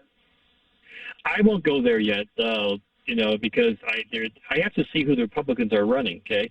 Right now, the reason why she has the opportunity to win again is because right now the playing opponents aren't there, okay? The fact that Betsy Devos is considering running tells you back that they're lost for a good candidate. And all that you got Ron Weiser supporting James Craig, announcing maybe support on McIntyre, that tells you that they're struggling for candidates. So she may get off the hook because she doesn't have any. Basically, it's the same thing happened with Gary Peters. In the end, the Republicans didn't prep John James how to deal with Donald Trump. So bottom line is same thing against Debbie Stabenow. I mean, you're going to have to protect your candidates. And right now, the gubernatorial field against Gretchen is weak. That's the reason why people think she still has another shot. If you had a strong opponent, she could become a very one-term candidate. But most people I talk, Republican and Democrat, even Republicans saying, Republicans concerned they don't have a candidate to run against her. One of the things is that, Macomb County has always been a flip county. And so Trump took Macomb County by 11 points. Whitmer took it back by 5 points. I was part of a team that went out into Macomb County to help win Macomb County for Whitmer. But a lot of us are disappointed in how she's, how she responded to the needs and conditions of Detroit. I mean, she's barely here, if she comes at all. Well, as a matter of fact, what did I just say 10 minutes ago? She doesn't spend any time in the city. She doesn't have any key representatives that people view as she doesn't have any credible representatives in Detroit. She has good people, but they're not leadership in the community anymore, okay? And the problem, the fact, she's given too much power in Detroit to Mike Duggan to represent her, okay, or deal with things. She has to take control that she's the leader, a co-leader with Mike Duggan. Right now, everything seems to pass through Mike Duggan. The impression outstate is, without Duggan, there is no Gretchen Whitmer. Mm-hmm. But, another thing is, I'll leave you with this, and, when she does interviews, she's not speaking to Michiganders. She's going on MSNBC and World News. I mean, do you think we might see her turn that around next year? Well, the problem, the fact is, I haven't much help on that. The fact is that her public relations team she has done a very poor job with her. The whole issue with the airplane, all these issues, the fact is that how do you allow somebody in a leadership position make statements or do something that's going to hurt them. She has not the fact she has a good team. The question is the fact that she has a credible team. And I'm hearing the fact that she doesn't even listen to her team many times. So the question is, can she get a credible team that they can tell the governor, you're wrong, and this is what we need you to do? I've not heard that yet coming out of the camp. That's interesting. So you think she sort of did it on her own, like on the airplane and some of that, and people were Well, she hurt herself. And the bottom line is, this happened with Blanchard. You remember Blanchard had an airplane problem? Governor Engel had an airplane. I mean, this is an old news story to me, because every governor had the same problem. So all she had to do was to say, before she even got on the plane, I have to apologize to my resident of fact. My dad is about potentially going to die, okay? I shouldn't do this, but please let me know I'm doing it because I need to see my dad because he's penalty. All she had to do was say that, admit the guilt, take the problem with the fact, and there wouldn't be any attacks on her because, I don't like what she's doing. It's political, but I would do that for my dad. That's all she had to do. Own the issue from the very beginning. I know we're going far range here. How about Benson? Do you think, I haven't heard of any, of course, the Republicans will not nominate their candidates for AG, Attorney General, and Secretary of State at the convention. But what do you think, Benson? It looked like she really expanded, the vote opportunities for Democrats when, was the presidential election, and now, it looked like what's hurting her a little bit is actually running the Secretary of State's office for getting appointments and going in to get everyday things right. done. Well, I would agree with you on it, but here's the problem with the issue, the fact. If you're weak on those issues, that means if Gretchen is in bad shape, Johnson Benson and our Secretary's in bad shape. When it comes down to weak AGs and the weak Secretary of State, the governor race determines whether or not they win or lose. Okay, and so the bottom line is that if Gretchen is in a weak position, Johnson Benson has to correct those issues because if she's in a weak position, even if she had a shot at winning, with Gretchen being weak, the vote's going to go away. The top of the ticket determines whether or not the Secretary of State or Attorney General wins. And if you're in bad shape, you have no chance of, because remember, Candace Miller in 1998 had more votes than John Engler statewide. Candace Miller was elected, so she overcame the John Engler factor. But right now, Johnson Benson, if she's not likable like Candace Miller, she could lose because of the fact if Gretchen's weak, then she's going to be weak. So you think some of those issues might really play, like not being able to get appointments and things like that? Oh, yeah, yes. I would agree with you 100% because remember, if people are sitting on the fence, you got to tell me what you did that I like. Yeah. Okay. Last thing I'll touch on, and you've been gracious with your time, and I appreciate it very much. I don't know if you've been on the boat yet or not to get away from me. Well, I had to skip my 9:30, so I got to try to sleep at the 10 o'clock. So. Okay.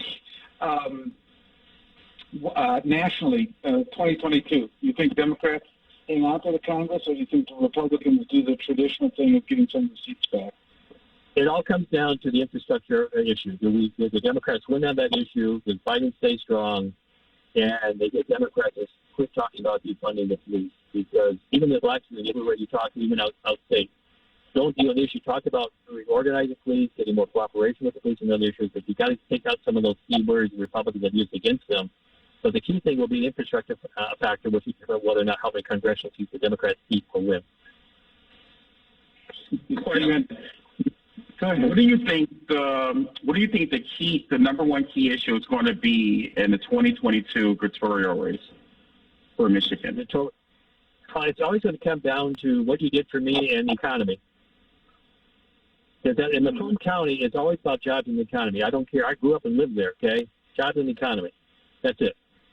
And don't talk about guns, because if you're anti-guns, you're not going to win a lot of votes, and you're going to have to basically, don't make the mistake of Mike Secaucus, go in a tank with a helmet on. Okay?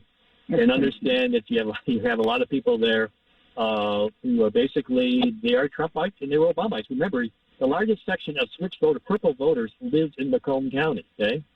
So if you make them feel that you're working for them or you have a plan for them, they'll switch parties every time. Matter of fact, the most staunchly anti-democratic votes voted for Binder because he was their liberal. He always took care of them.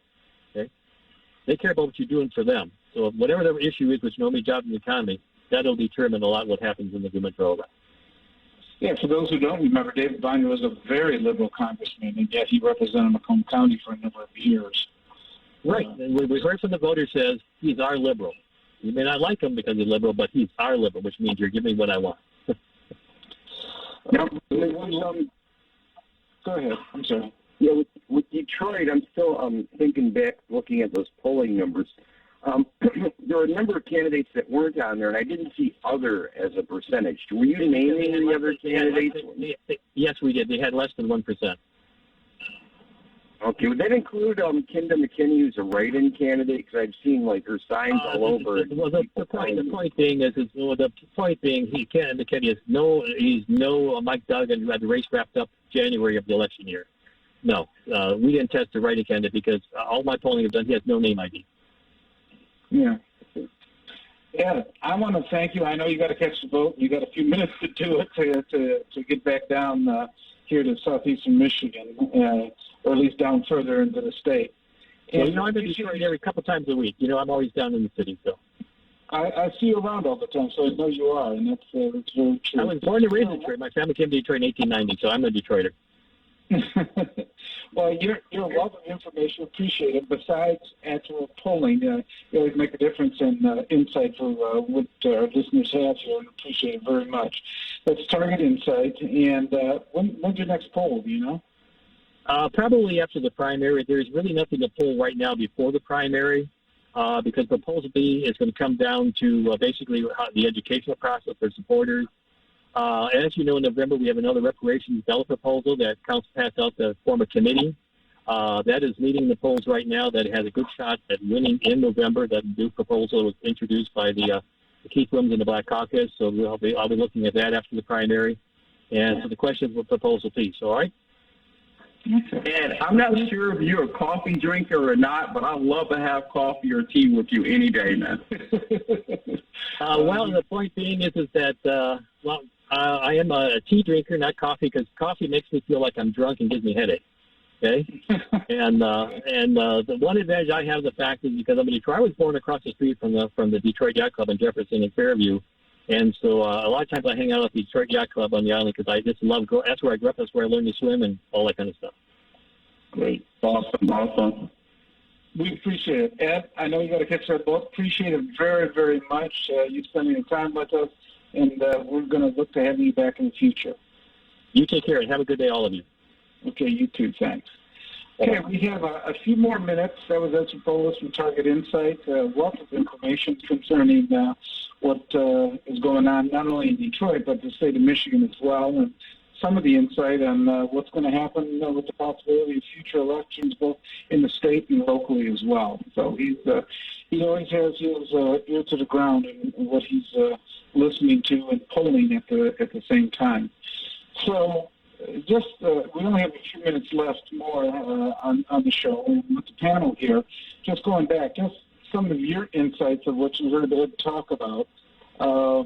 First of all, and also Dr. Betts, what about the Delta variant, and do you think that that's going to have an impact not only on President Biden, but perhaps is it going to put Governor Whitmer into a bind as well? Does she go back to some of the other ways that she closed down the state in the past? And I think she's going to face some backlash with that if she does, especially from business owners. Any insight on that from any of you? The thing is with the Delta variant, it really is an issue if you're not vaccinated. If you're vaccinated, the Delta variant poses personal health challenges rather than public health challenges. As long as you're vaccinated, you have a very low chance of going into the hospital, and you have an extremely, extremely low chance of actually, dying from it. The thing is, when it's non-vaccinated people, that's when it becomes extremely risky. So what the governor may be forced to do is she may be forced to look at regional solutions, identifying areas where there's low vaccine prevalence and this Delta variant is spreading, and then bring efforts to bear not only to control the spread of it, but then also to really ramp up the vaccines. They call it various things, but like they call it vaccine passport, but you're seeing some institutions like Henry Ford and McClellan, they're mandating that their health workers have to be vaccinated, otherwise they separate them from the institution. We've seen, I don't know what's going on with it because it's going back and forth, but you're seeing that the Minnesota Vikings looks like they're going to fire or they let go one of their assistant coaches who's refusing a vaccination.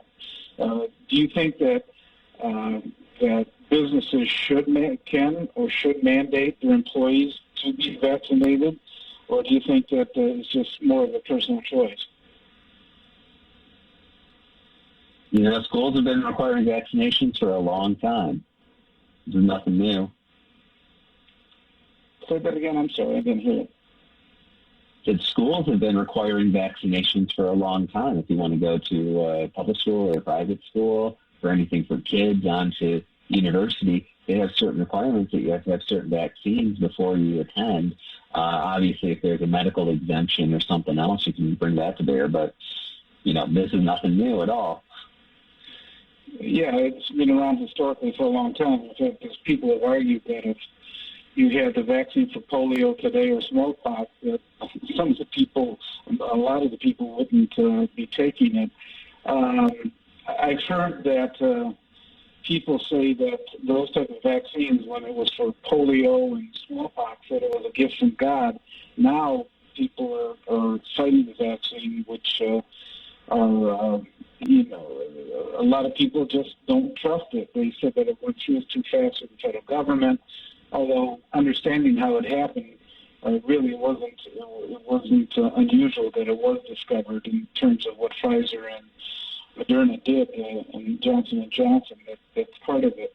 But the question is, do you think businesses such as Henry Ford, do you think that they should mandate that their employees be vaccinated? To me, especially in the healthcare field, to me that's a no-brainer. If you're going to not be vaccinated, there's the possibility that you're treating vulnerable people and you might be spreading it to them. Even though you don't want to be vaccinated yourself, as a healthcare worker, do you really have an obligation to get vaccinated because you could be coming in contact with people that are much more vulnerable in terms of their resistance to the vaccine? Now, I would say that as long as an organization isn't getting any government funding, if they want to mandate whatever, they should be allowed to do that. But as far as when government funds are spent, it seems to me there's something wrong fundamentally with the idea that a government-funded organization or a government organization could mandate vaccinations, because it seems to me that would be a violation of Section 1 of the 14th Amendment, that you're treating people differently based upon a status, which may not just be vaccination status, but may in fact actually be religion or one of those protected categories, because some people have a religious belief against vaccinations. Yeah, I think they've tried to make exceptions for that, but like Tom raised, vaccinations for mandatory for people, for youngsters to go to school and things like that, and it's always been there in the past. And the question comes right: has there been a First Amendment or a 14th Amendment challenge to that? There's been the non-vaccination crowd that has challenged that. Apparently, it's not been successful at this point because the school district can still mandate that you have certain vaccinations before you can actually attend school, and you got to show them some type of proof or certificate that they got the vaccination. That's part of it with it. The interesting question is that the president is asking businesses to mandate this, and ironically, so did De.R.A.C.O, who was the current mayor of New York.